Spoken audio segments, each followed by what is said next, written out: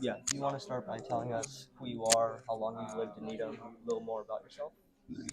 You want to know like how long I've been in Needham? How long you've been in Needham? 42 years. 42 years. And have you seen any big changes in the town Oh in yeah. those 42 years? Cost of real estate went up. Usually it goes up, 10% a year.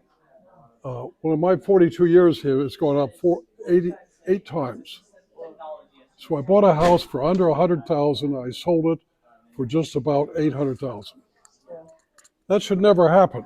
I mean, in 20 or 30 years, maybe it would double, but 8 times, which means we're cutting young people out of being able to live here. So if you guys like being in Needham and you are not very, outstandingly successful financially, you're not coming back to Needham unless you inherit your parents' house. That would be a way to get in. And you probably people in this age bracket, you would find men, probably 60-70% of them were in the military. Not necessarily by choice, but they were drafted. Vietnam was going on from 1960 to about 1975. And so unless you had health problems, you were probably drafted or you held off to graduation of college and went into an officer program. So that was a major event of people who in this room, men particularly, who are, say, over 70 years of age. Whether they liked it or not, they were in the military. Nice. Can you think of any other major events? In the 80s? Not necessarily in the 80s. In the course of the time that you've lived here, some major events that caused shifts in the community. Well, yeah, we got, we lost a president by assassination. Now that wasn't the 80s, but that was the last of the 70s. And that had a very big effect on people here. The town was very pro-Kennedy, still is pretty pro-Kennedy. Although, and it was a shock. I was a lieutenant in the Air Force. I flew 92 combat missions in Vietnam, and my plane was shot out every day, pretty much, So, and nobody in our judgment era, the vast majority of people thought the war was a total waste of time while it was going on. I mean, right now everybody says Vietnam was a waste of time. Well, it was. We killed 2 million people. We lost, 60,000 people, and we accomplished nothing. And the young people, including the people in the military, were largely against the war. It wasn't like, World War II, you'd have quit high school in your junior or 8th grade and you'd have joined the Army and everybody said, good for you. You're doing the right thing. In Vietnam, it was, how do I get out of the draft? So there was no patriotism involved in that position. And then the world evolved into a computer world. By 1970s, most people didn't know what a computer was. And that was, 50 years ago. What's a computer? I mean, we know what a adding device was, and we had little adding machines, but everybody, as far as, go to college and study this, what is it? And do you think that the shift in technology in the modern world reflects the same shift that you saw with the I advent of escaped the whole computers? technology thing. About most of my, the people in this room typically are 75 to 90 years of age. That's what's in the room. The center's open to 60 years old and up, but none come. Typically the 70s, and 80s are what makes up the generation of this period. So our viewpoints, and again, this is a democratic state, so the vast majority of people automatically dislike Republicans, and the majority of the people in Needham would never have voted for Trump. And his whole moral situation, uh, would never have been up. For example, when Ronald Reagan became president, uh, the most radical thing about that was he had been divorced. He had been married and divorced. Presidents didn't do that. That would never happen. Uh, Trump has been divorced, what, 3 times or something? And somebody says, so what? Well, when Reagan ran, that was the one reason he thought he would probably lose, because he had been divorced. And it wasn't even that he started. His wife divorced him. And so, but he had a failed marriage, therefore he shouldn't be president. Bang. Yeah. Today we could care less, Yeah. So let's move on and see what you got here. So now What number are you at here? we're on number 3. So 3? yeah. So it's tell me about your time in your life when you faced a major decision or a significant turning point, and maybe about like a career, family, or like some education, and like All right. what was that? Well, Why half a was this dozen things. So, one, I came from a non-educated family, which half of this room probably nobody went to college, Yeah. and the other half managed to get. So I did. Figured I'd graduate high school, and then my father said, "Well, you ought to try college. Maybe it'd give you a bigger jump for a better job and so on." So I did, and 4 years later, I was a college graduate. That put me out at that time. I think 1 out of 10 or 12 people in America over the age of 25 was a college graduate. Oh wow. It's a very small number. Yeah. So today it's like, well, everybody goes to college. Now, on the other hand, Needham gives you a lot of false information, as most towns do. For example, when they graduate the kids out here, the graduates, I've watched graduations. Typically, they say that more than 90% of Needham graduates go on to college. Now, how many of them stay? You don't get to know that. That's information you will not receive. I guess if you went to the administration, you might. But so the town puts up a front that everybody goes to college, graduate, and usually 1 or 2 or 3 decide they want to go to the military, and they do stay with the military for 2, 3, 4 years, whatever, and then they come out into the workforce. But the college, one was that 95% of all Needham kids go to college, Yeah. and then you hear that 90% graduate. That's totally untrue. It would be fun for you to ask questions or ask the administration, say, of the last 2 or 3 years, how many kids went to college? Well, they'd say, well, that was 90%. How many graduated? Oh, well, wait a minute. Yeah. We don't know. They know, Yeah. but they don't want to read it. And the answer would probably be less than 70%.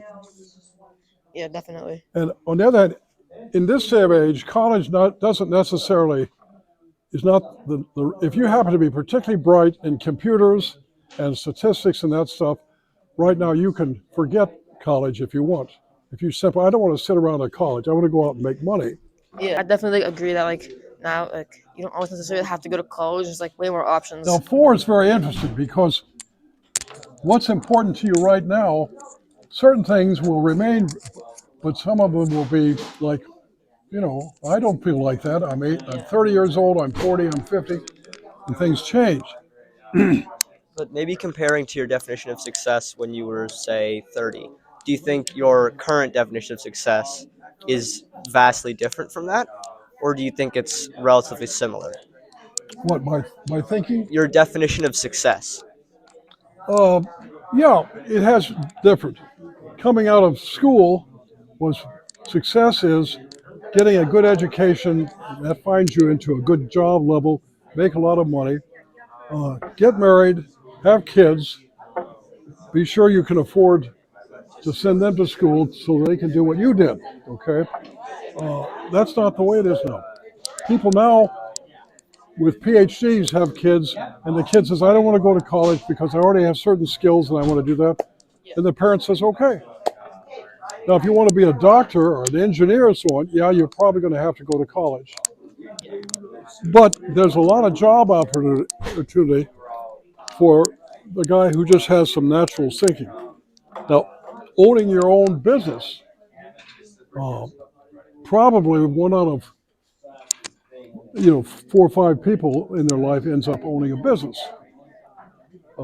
and they do very well or they do terribly, or they own 2 or 3 businesses, and then they find something they're pretty good at, or they find that they're just terrible at that, and they go to work for a company and work their way up. See, so there's a big variation now, and the middle income has a lot to do with were you able to figure out how to start a business or get, and you did well, great. Or you had a job. Jobs today, uh, when my father was working, he went to work for a company at 23 and he retired at 65, and that was it. People don't do that now, very, very seldom. Your grandparents may have done that, although they're probably not that old either. Yeah. They're in their 50s or something. But so job opportunities and what you end up getting married today for the population to remain stable, every woman married has to have 2.1 or 2.2 children, and to average that. Yeah. In America, the average married couple have 1.6 or 1.7 children. What does that mean? The country absolutely, unless we count on a lot of immigration, is not going to stabilize. It's the population of America is 300 and what, 340 million or something.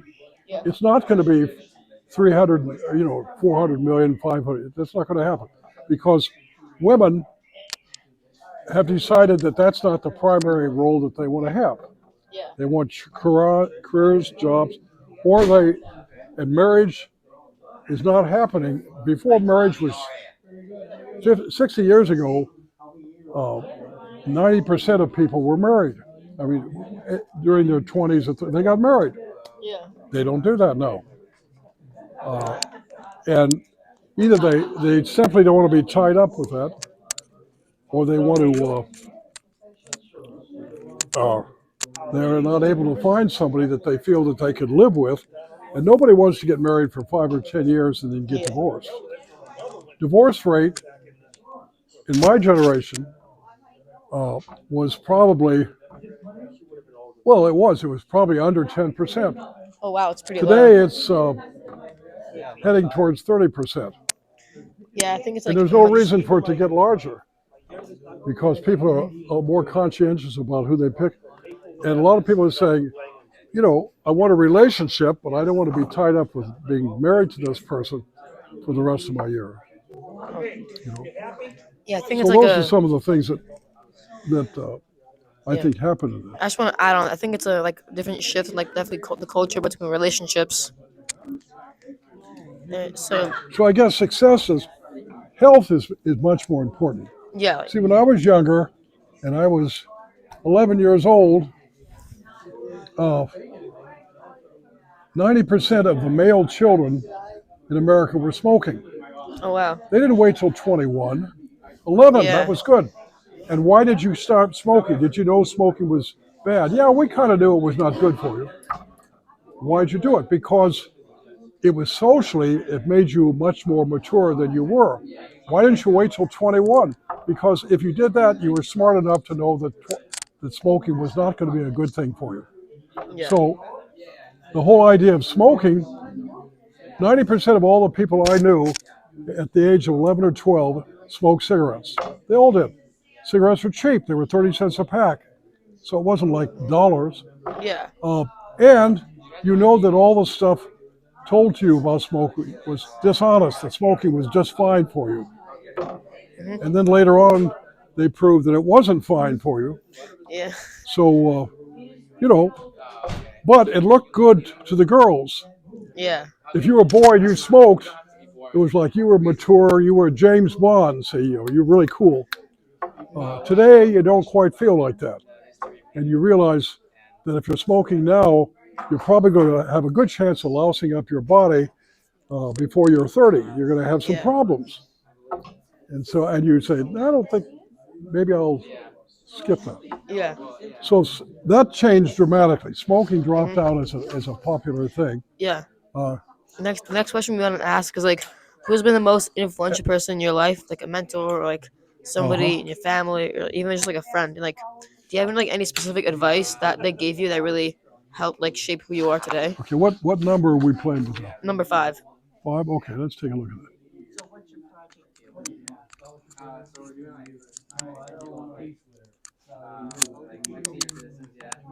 Well, I happen to have had a pair of parents that were pretty decent people and did a lot for me and paid a lot of the bills that I couldn't have gone on for education. I couldn't have made it. You don't make it into the middle class by being a good guy.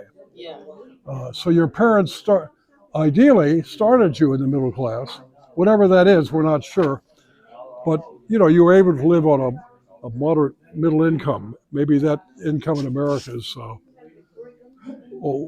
50 or 60,000 per adult male or females too. So teachers had a lot of effect. Not necessarily that you knew them for a long time, but certain teachers taught something and it stayed with you in a way of life and style. And later on, and maybe you didn't even much care for them, but they really knew stuff and they passed stuff on to you. Uh, so I could think of 2 or 3 teachers that made a big impact from grade school onward. That hit my mind and did good things for me that made my letter much lighter. Could you tell us a little bit about those two teachers? Hmm? Could you tell us a little bit about those teachers and what they taught or what they taught you? Yeah, it was usually more the personal relationship. You got excited with what they were talking, and then you began starting it yourself. And I was a lousy student. I was at the bottom of the class right through grade school and halfway through high school. But I loved history, so I focused on that. So by the time I was a junior in high school, I became a pretty good student. And in college, I did fine. I was, B-level type of student. And I got a bachelor's degree and a master's degree and was able to do things I could have done.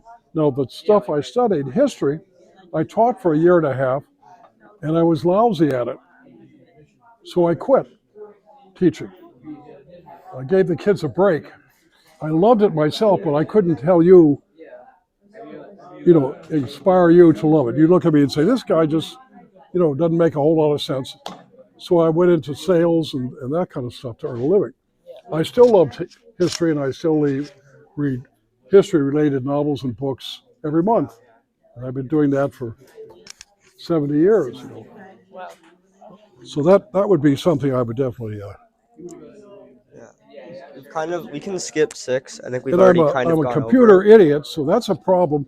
However, I was at the tail end of the age where you could still stay away from computer. If you had other skills, you could make a living. Mhm. Right now, I could not pass a math course in 7th grade. I mean, I would have a tough time doing that. Yeah. So, what do you think our generation misunderstands about your generation? And in the other way around, what do you think your generation misunderstands about our Yeah, generation? okay, well, I couldn't hear part of that. What do you think my generation misunderstands about your generation, and the other way around? What do you think your generation misunderstands about my generation? Well, I think we understand you a lot better than, say, I understood my parents, because there was a big cultural gap there. So I kind of understand, you know, your motivations are, and where you're at. You've got to be involved in the technological, pretty much. The vast majority of you are. You're not going to make a living painting, Yeah. but so you've got to have a much greater technological understanding that I did, or that a good part of my relationship, and that I think that's a major part. Your your focus on life and children and family and all that stuff, I think, is shifting away, because that's becoming terribly expensive and demanding, and the return on that for a lot of people is, why would I want to do that? Yeah. You know, and there are too many people as it is. So why do I, you know? So you don't find a whole lot of people in your generation, including girls. You think, well, girls just want to get married and have children and raise families, and I think the numbers of women with that attitude now in their 20s and 30s has dropped 30% Yeah, like at least. I mean, a huge drop there. Because they're saying, why can't I have the freedom that men have had? And why do I want to have myself tied to some guy for the next 50 or 60 years? yeah. Yeah, I can still like people and have relationships, but why do I want to commit to something, at the age of 25, 30, that's I'm supposed to be happy with 50 years from now? And the answer is, I don't think I would be. Yeah. So yeah, I'll take relationships one at a time. And, you know, probably the closest relationships your generation are going to have are grade school and high school dating relationships. Because then you know all kinds of people that are really in high school, and they're having these really love affair type of stuff. And then they graduate high school and they sort of wave at each other when they work hard. But they were very, very close in the late late seventh, eighth grade and high school, and they rings passed back and forth, and they were going to do stuff. And then after high school, it sort of disappeared. I mean, they don't dislike each other, but they say, no, I don't feel like that. Yeah. Or like, And then what happens? So the question is, what happens to replace that? And the answer is, I don't think there's a real good answer to that. yeah. Will business and that sort of stuff be fun? If you're a low IQ, yeah, then you can be pretty much the way our low IQs were. But if you're fairly bright and you're sitting with 110 to 120 IQ points, there's a lot of change can occur, and you can't see it, and it sort of happens, and like, when did that happen? Anyway, I'm going to cut out here shortly, but no, that's fine. If you need to go, we can stop short. I think we should do one last. I think we should probably do number 10 is our, I think, would be the best question. So, how would you describe the feeling of the community back when you maybe first moved here?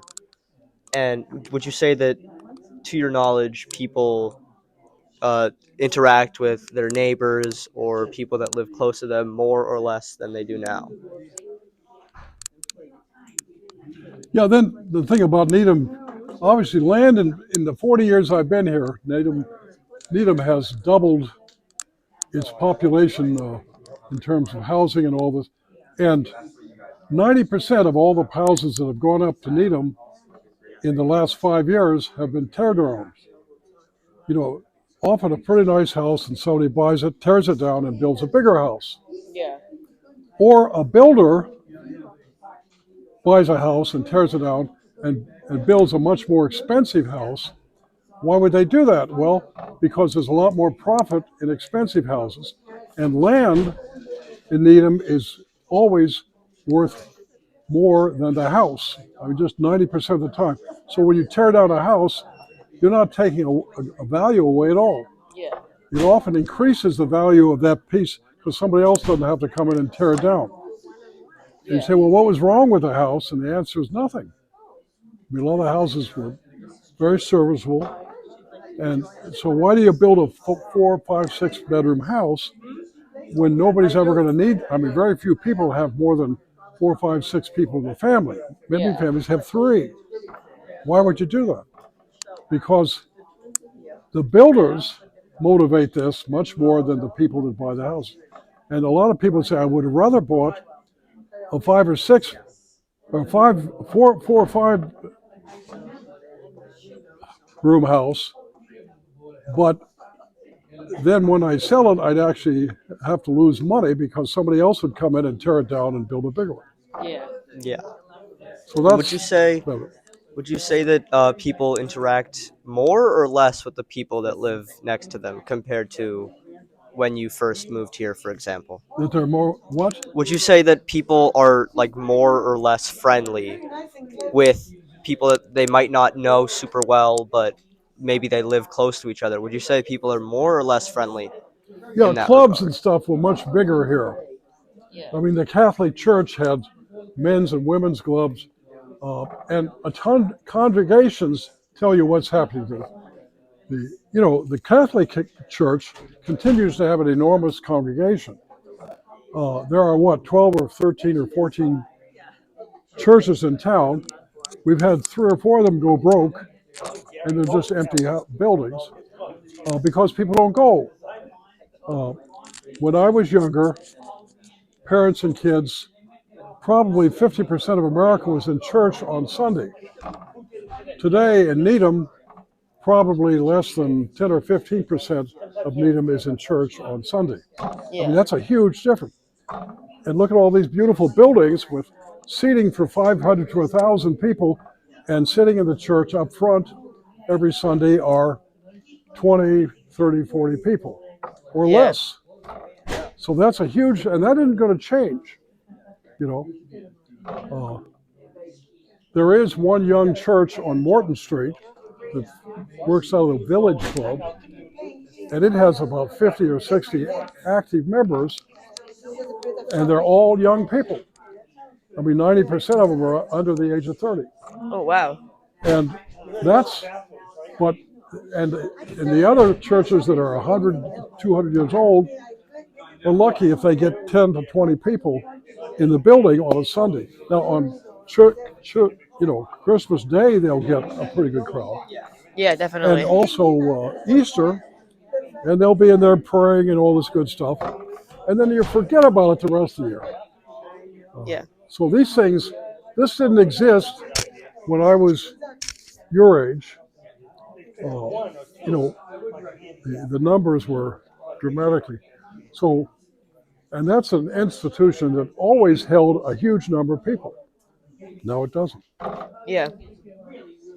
So anyway, you guys have more people to talk to and should do it. Yeah. Well, Adam, do you have any final questions to ask? I don't have any other questions, but like, just thank you for coming here. But we didn't get your name. What's your name? Yeah, I'm David Sarusdale. All right. Nice to meet you. I'm Adam. Yeah, good to see you Good to guys. see you. Thank you Yeah. for taking the time to do this today. When you get the result of this, and you write it up, what happens, keep a copy of it, All right. and then look at it 10 years from now. It's a good idea. And then you'll say, oh, was it really like that? I can't imagine that. Well, these have changed quite a bit, Yeah, No, I think that would be fun that would be because, fun. usually I remember I threw away all my stuff at the end of the year, see. But this thing would be worth hanging on to. Just Yes, and then look I at agree. and then read it over, or even now versus after you probably will go to college. After college, read this and see how much it changed. What year are you in? You guys are what? We're both freshmen, so Freshmen? ninth grade. Yes. All right, so 8 years from now, it'd be fun to see. Take this out, and actually, your senior in college, if you're doing a course and this kind of stuff, take this out and do a comparative study 80 years ago and say, oh, but it's so much different. Yeah. That'd be fun. Anyway, go ahead and talk to Thank some you. other people. All right, thank you so Good much. talking to you guys.